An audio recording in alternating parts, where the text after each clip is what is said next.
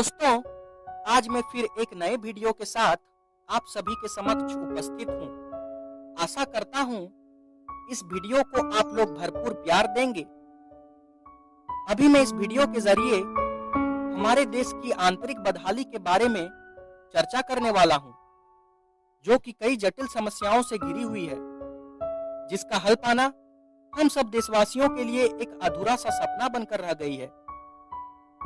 इसके बारे में चर्चा करने से पहले आप सबसे मेरा विनती रहेगा, कृपया करके इस वीडियो को सत्ता विरोधी के रूप में न जोड़ें। दोस्तों, आप तो ये भली भांति जानते ही होंगे कि कोई भी देश की बुनियादी ढांचा उस देश की सरकार के ऊपर अत्यधिक निर्भर रहता है। सरकार एक अहम किरदार अदा करता है अपने देश को शिखर तक पहुंचाने का, लेकिन हमारे भारत देश के कुछ अलग ही हालात हैं। यहाँ की सरकार वायदे तो करती है, लेकिन फिर तुरंत भूल भी जाती है। खैर, हमारे देश में सरकार चाहे कोई भी पार्टी का हो, हमें इससे कोई फर्क नहीं पड़ता। हम जनता का जो हक है वह बस हमें मिलनी रहनी चाहिए। एक बात मैं स्पष्ट कर देना चाहता हूँ, न तो मैं मोदी भक्त हूँ और न उनका हेटर। मैं तो बस इस देश के जागरूक नागरिक होने के नाते अपनी बात सामने रख रहा हूँ। जैसे कि आप सब देख ही रहे हैं, आज हमारी सरकार ज्यादातर मामलों में विफल रही है।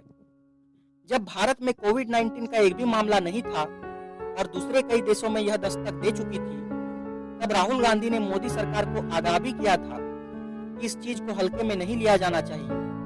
तब हमारे वजीर आजम श्रीमान मोदी जी इससे खफा देश के किसी कोने में लिट्टी चोखा खाने में व्यस्त थे। शायद इसीलिए राहुल गांधी को पप्पू का दर्जा मिला हुआ है।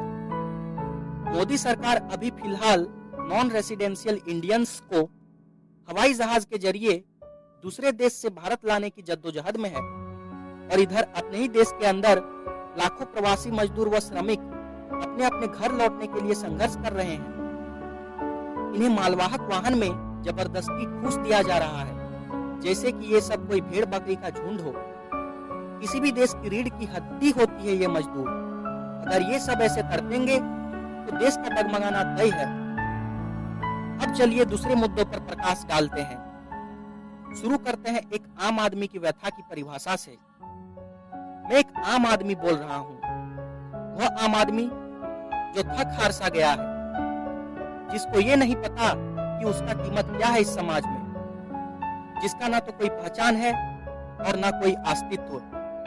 मैं एक आम आदमी, एक बेरोजगार युवा, कुछ सवाल लिए हुए हूँ सरकार के समक्ष।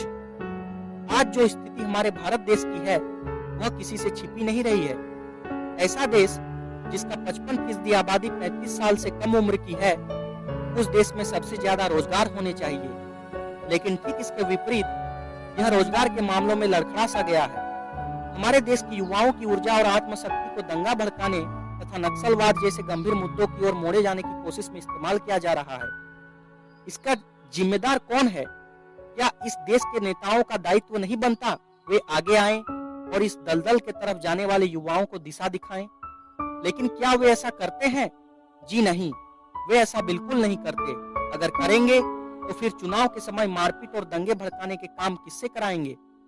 आम जनता की मेहनत की कमाई का जो पैसा देश के विकास पर खर्च होने चाहिए, वो लालची नेताओं और अधिकारियों के लॉकरों में पहुंचता है। हमारे देश में जैसे ही चुनाव नजदीक आता है, तब तमाम भड़वे नेता अचानक सक्रिय हो जाते हैं और कुछ एक दो काम करके वही अपना बकचोदी पेलने में लग जाते हैं। और जब चुनाव हो चुका होता है, तब वही बात होती है, मेरा काम बनता, भाड़ में जाए जनता। हद तो तब होती है जब चुनाव के ठीक पहले हम सब की मांगे पूछी जाती है, और खासकर गरीबों का इस्तेमाल वोट खरीदने में की जाती है। बदले में वही गरीब को 3 वक्त का खाना जुटाने के लिए जूझना पड़ता है। ऐसे एहसान फरामोश नेताओं को शायद गरीबों के बच्चों की रोती बिलखती आवाज उन तक नहीं पहुंचती। हमारी सरकार की बातें उस छलावे की तरह है जो सुनने में तो खूबसूरत जान पड़ता है, लेकिन असल में यह आशा से भरी सपने जैसा होती है जो कभी पूरी नहीं की जाती। दिन ब दिन हम सब आम नागरिक इस गंदी राजनीति के खेल में गुलाम बनते जा रहे हैं। अगर हमें इस गुलामी से बाहर निकलना है तो हम सबको पहल भी खुद ही करनी होगी। ऐसे नेताओं को ये आभास होना चाहिए कि अगर हम जनता जनार्दन उनको इस मुकाम तक पहुंचा सकते हैं तो वही मुकाम उनसे छीन भी सकते हैं। मेरा यह सवाल अब केवल सरकार से नहीं बल्कि सभी भारतीय आवाम से है। प्राचीन भारत में एक स्त्री की मान की रक्षा के लिए महाभारत जैसा भीषण युद्ध छिड़ा, लेकिन क्या आज सही मायनों में हमारी देश की बेटियां सुरक्षित है? भारत एक ऐसा देश बन गया है जहां बलात्कार जैसे संगीन अपराध भी बेहद मामूली सा लगने लगा है।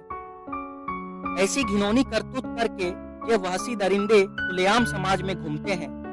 ये कहाँ का न्याय है जब स्त्री को अपने मर्यादा छीन जाने का प्रमाण देना पड़ता है, तब जाके ऐसे दरिंदों को सजा मिलती है। क्या ऐसे कानून प्रक्रिया में सुधार करना जरूरी नहीं? क्या ऐसे ही नारियों की स्मृति खंडित होती रहेगी? परेशानियां हम सब आम आदमी को हर तरफ से जकड़े हुए है। बढ़ती महंगाई एक भूखे शेर की तरह हमें अपना शिकार बना रही है।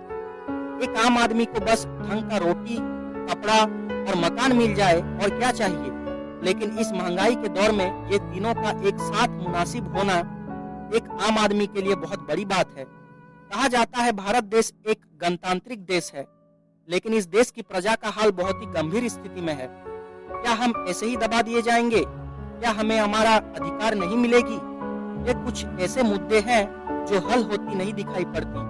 अगर ऐसा ही चलता रहा तो हम अपने आने वाले पीढ़ी को अंधकार की ओर ले जाएंगे। कल जब वे हमसे सवाल करेंगे कि क्या ये वही महान भारत देश है जिसे हमें किताबों में पढ़ाई जा रही है, तब हमारे पास खामोशी के सिवा कुछ न रहेगा। अब यह देश परिवर्तन मांग रहा है जो सिर्फ आपसे और हमसे होगा।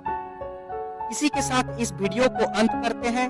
सावधान रहिए, सतर्क रहिए और गलत के खिलाफ आवाज उठाइए। और हाँ, इस चैनल को सब्सक्राइब करना मत भूलिए। धन्यवाद।